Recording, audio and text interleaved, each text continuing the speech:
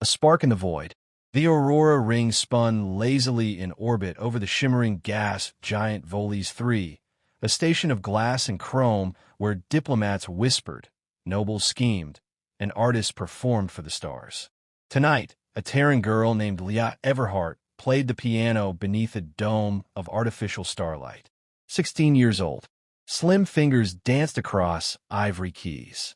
The notes of her melody rippled through the hall like silver waves, haunting and serene. Those present, even the most jaded alien bureaucrats and battle-worn officers, paused to listen. She played for peace, for beauty, for her father. Among the audience, a tall man in imperial gray leaned close to his adjutant. Charming, he drawled, but why is a Terran child headlining an imperial gala? His name was Procurator Cathis Vor, a noble-born enforcer of doctrine with the subtlety of a club. The adjutant replied, "The girl is Leah Everhart. Her father is." "I know who her father is," Vor snapped. "A war criminal in exile. I'd say this performance is political." As the final note faded, applause erupted. Leah stood, bowed lightly, and smiled. Her eyes scanned the gallery, not for approval, but for someone. A quiet hope lived in her expression. She didn't yet see the storm coming. Moments later, behind the stage, two imperial officers approached her dressing chamber. Their tone was polite. Their eyes were cold. "Miss Everhart," one said, "you've been flagged for questioning under Section 9 to 77, cultural slander." "Slander?" She blinked. "For playing Chopin?" "Your closing remark, 'May music guide those who have none,' has been interpreted as a criticism of the Empire's spiritual alignment." The officer's voice lacked emotion. "We ask you to come quietly." She frowned. "This is a mistake." They moved anyway. She resisted, struggled, raised her voice. One officer panicked, set his stun baton too high, and struck her square in the chest. Leah collapsed.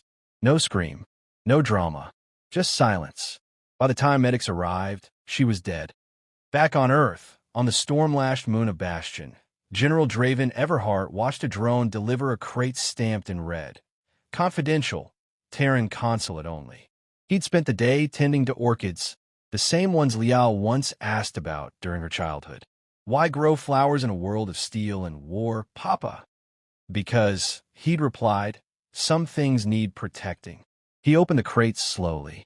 Inside, wrapped in thermal silk, was a small metal casket. The message screen flickered to life. "We regret to inform you." He read no further. Draven fell to his knees, not from weakness, but the crushing gravity of loss that no battlefield had ever given him. She was gone. Within hours, he summoned a private feed to Admiral Naoko Zhu, a friend from the Hive Wars. Her face appeared, weathered, composed, but her eyes betrayed her. "It was an accident," she said quietly. "They said it was a malfunction. Medical issue. But the encryption on the file, someone's hiding something. I need to know the truth, Naoko." She paused. "If you go digging, you won't like what you find." "Doesn't matter." He ended the call. In the Terran Unity Senate, the debate ignited like fire through dry grass. Draven Everhart must not act alone, argued Senator Marisol Dane, her voice trembling with the weight of diplomacy. "We are on the brink of a peace treaty with the Galactic Empire. Provoking a war now would doom us all." Across from her, Counselor Ryu Malik slammed his fist on the marble bench. "They killed his daughter. Our daughter. You expect restraint. The girl's death is tragic. It's not just tragic. It's a message." The chamber dissolved into shouting. Alone in his bunker, Draven stood before a shelf. Trophies from his service. Medals from battles across the Orion Arm.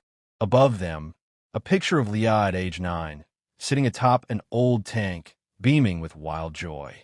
He activated a dusty terminal buried beneath concrete. Retinal scan.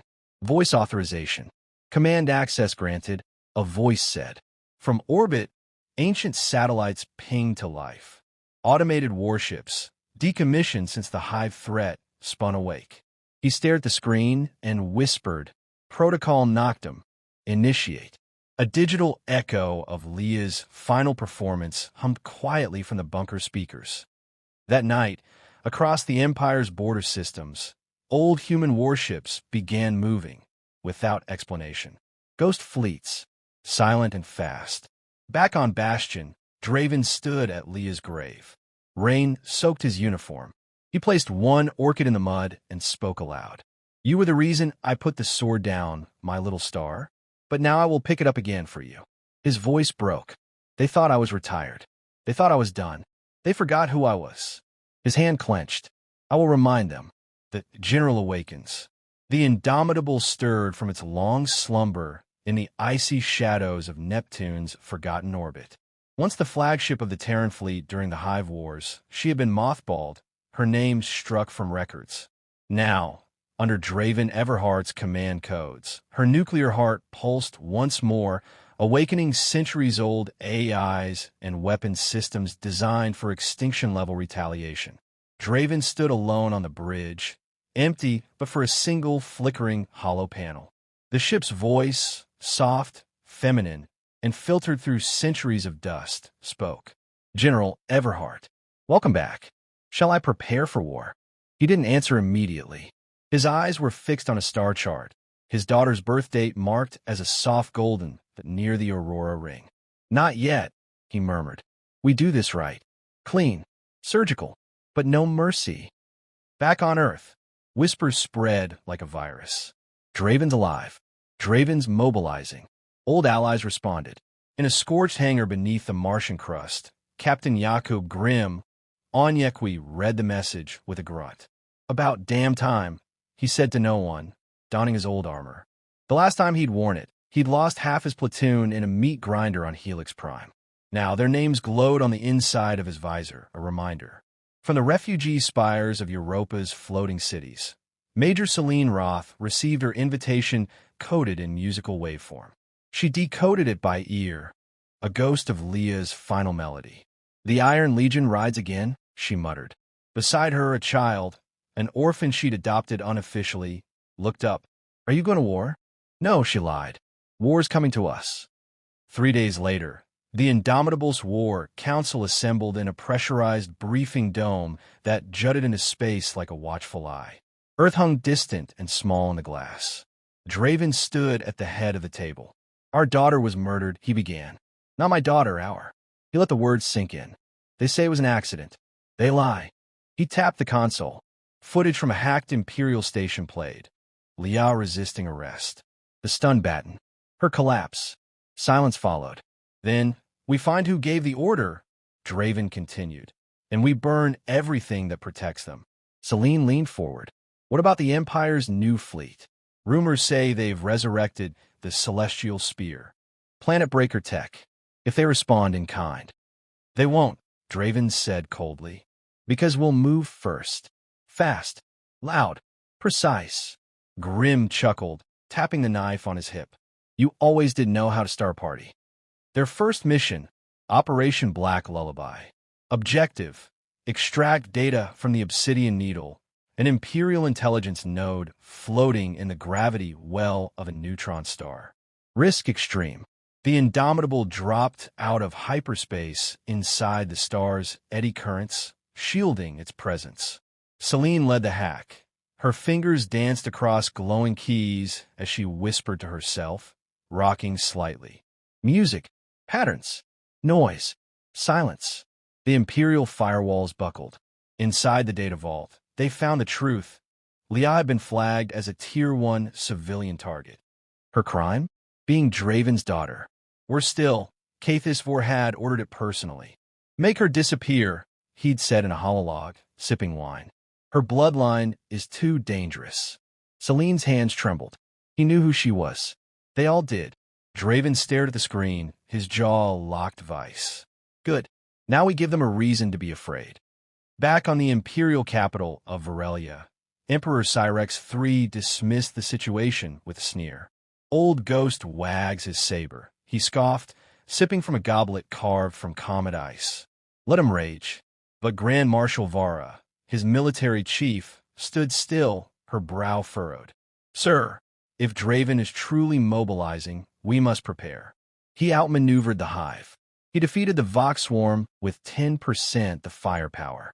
He's not a relic. He's a god of war. Cyrex waved her off. Then let the god fall. Raise the shields. Ready the spear. Within the Terran Unity Senate, the news hit like a meteor. This is madness.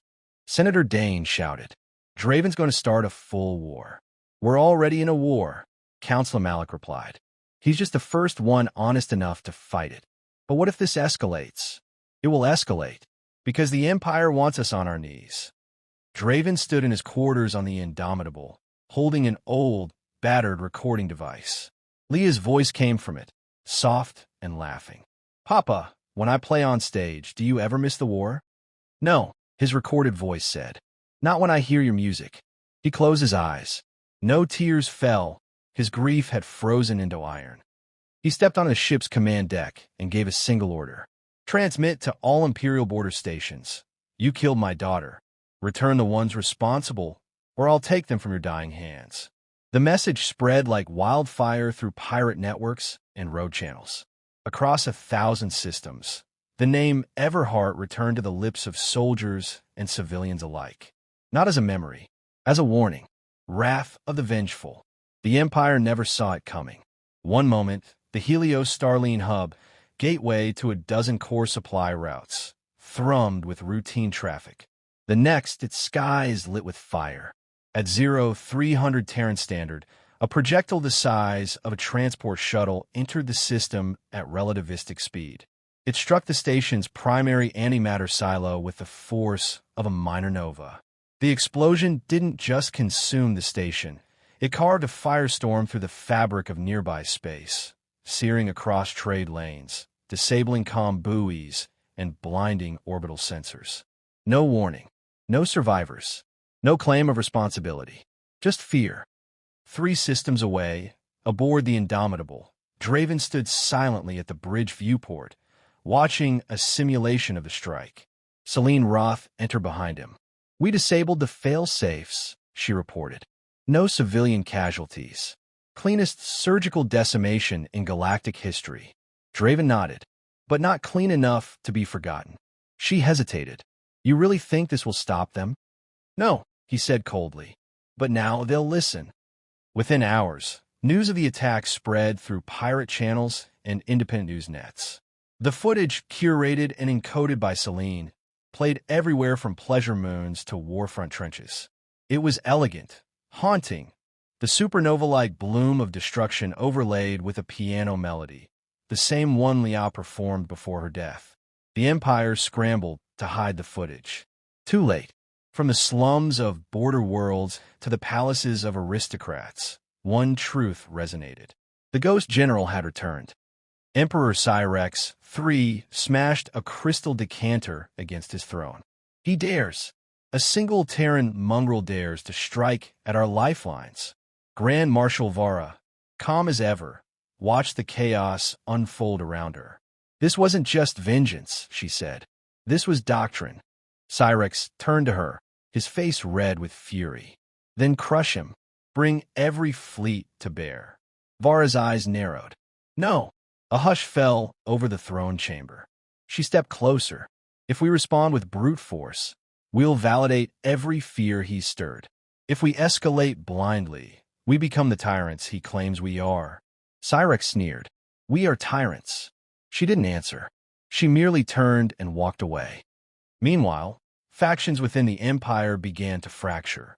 Some systems, oppressed for decades, began to question their loyalty. Some governors refused to report troop movements. Whispers of revolution stirred like dry tinder under a hot wind. The Terran Unity Senate met in emergency session. Draven has escalated the conflict, Senator Dane said, voice tight. The Empire is already preparing retaliation. Councilor Malik replied, and we're finally seeing systems stand up to Imperial control. Perhaps it took a fire to shake the stars awake. But at what cost? Malik leaned forward. We spent years begging for dignity. Draven's demanding it. But not all who followed him shared his restraint. The human mercenary faction Crimson Tide raided an Imperial transport en route to a neutral zone. It carried refugees, mostly women and children. The Tide slaughtered everyone.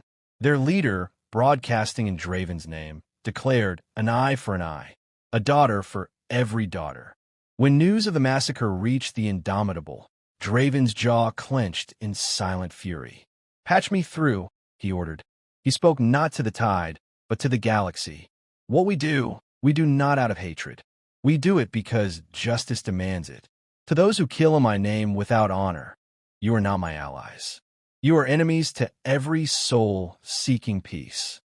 Celine found him later in the observation deck, standing before a wall of holographic images, Leah's photos, frozen smiles from a life stolen too soon. "She would have hated all this," Celine said softly. Draven didn't look away. "She never wanted me to fight again. But you're not fighting for you." "No." His voice was barely a whisper. "I'm fighting so no other father has to bury a child because of silence." In deep space, the Empire unveiled its answer. The Celestial Spear, long rumored but never seen, conducted a demonstration, a test firing on an uninhabited moon near the Grillian belt.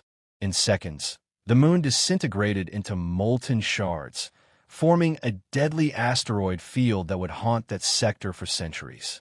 The message was clear. If provoked further, Earth could share its fate. Draven watched the footage in silence. "They're raising the stakes," Grim growled beside him. "No," Draven said. "They're bluffing." "You sure about that?" Draven didn't answer immediately.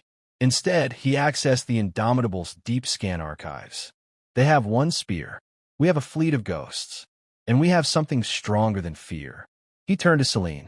"Broadcast their atrocity. Broadcast everything." Celine's montage went live across the galaxy.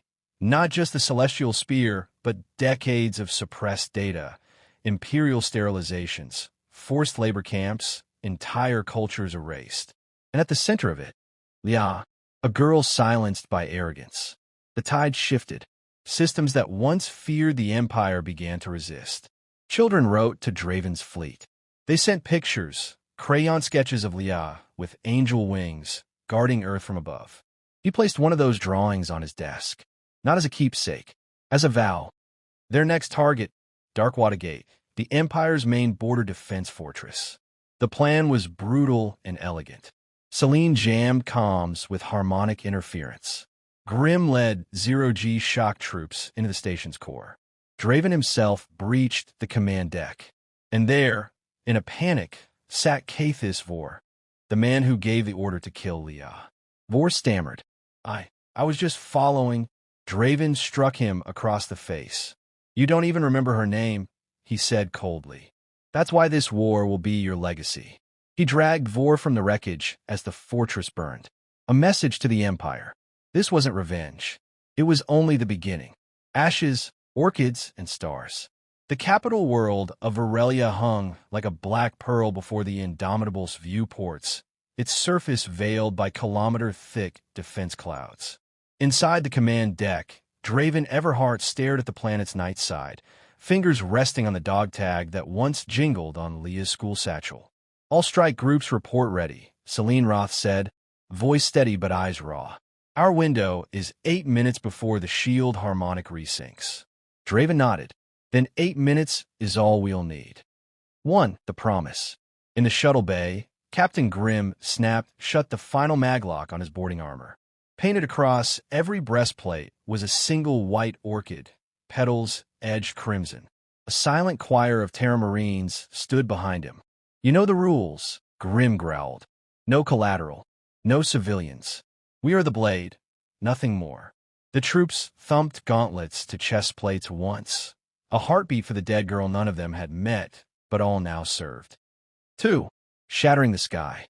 Celine's harmonic virus hit the planetary shield at precisely 3 o'clock local. For 3 heartbeats the lattice flickered, then peeled open like frost-cracked glass. Through the gap screamed drop pods, trailing white plasma tails, raining toward Palace Spire 1. Imperial flak batteries rallied, but Alara Vox's choir, arrayed in the Indomitable's dorsal chapel, loosed a banshee hymn on subspace channels. The sound nodded targeting AIs into patterns of spiraling nonsense. Guns fell silent, singing their own electronic dirge. 3. The throne room. Marble doors exploded inward. Draven crossed the threshold with 6 commandos, orchid petals drifting from scorched pauldrons. Emperor Cyrex, 3, waited atop obsidian stairs, ceremonial plasma scepter humming. Around him flickered the final override key for the celestial spear, its countdown already visible. 9 minutes and 47 seconds. You've ruined a 1,000-year order for a single corpse, Cyrex hissed. History will remember you as a madman. Draven advanced, boots echoing in the vaulted chamber. History remembers the Children Emperor's murder. Cyrex lunged. The scepter's blade shrieked, slicing air centimeters from Draven's throat. Draven rolled, drew a monoblade, and in one fluid motion severed Cyrex's right forearm at the elbow. The scepter clattered down the stairs, molten edge sputtering. The Emperor crumpled, gasping. Blood, iridescent from Sim's serum, spattered the black stone. 4. The choice. The override key floated above the throne, biolocked to Cyrex's life signs. If the Emperor died, the spear would fire at Earth. If he lived, Draven could force a shutdown. Grimm's voice crackled over comms. Boss, palace secured, but we're spiking Imperial reinforcements. 90 seconds. Draven looked to the hovering timer. 2 minutes and 31 seconds. Then to Cyrex, trembling, furious, terrified. He thought of Leah's last recital, of the letters from frontier children who now wore her as a mythic shield, of orchids blooming in bomb-scored soil on Bastion. Draven sheathed his blade. You live, he rasped, because my daughter wanted a galaxy where mercy still mattered. He seized Cyrex by the collar, dragged him to the holographic console, and pressed the Emperor's remaining palm to the sensor. The countdown halted at 12 seconds. 5. Fallen Empire. Grand Marshal Vara strode into the throne room, flanked by her elite guard. She assessed the scene, Cyrex bleeding but alive, Draven unbowed. Then she sank to one knee. Terran General, she said, voice ringing. On behalf of the Imperial Defense Corps, I accept responsibility for the crimes of this throne. Cyrex sputtered. Traitor! She removed his crown and placed it at Draven's feet. The Empire surrenders. Condition 1. Civilians live. Condition 2. War criminals stand trial. Myself included if need be. Draven exhaled, tension unwinding like rusted chains. Acceptable. 6. A father's sentence. Cathis was brought in cuffs, face bruised. He tried to sneer. It wilted under Draven's gaze. You'll face an interstellar tribunal, Draven said.